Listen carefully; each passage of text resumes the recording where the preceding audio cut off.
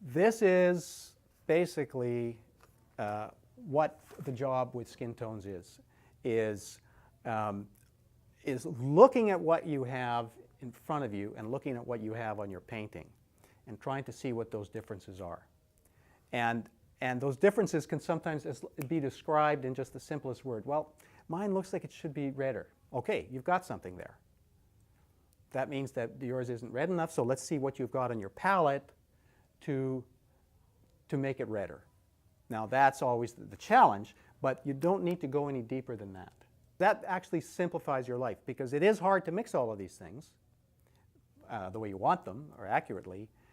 But if you can keep your terminology simple like that, like darker, lighter, browner, bluer, you know, just something like that, then you look at your palette and you start to say, well, what on here is bluer?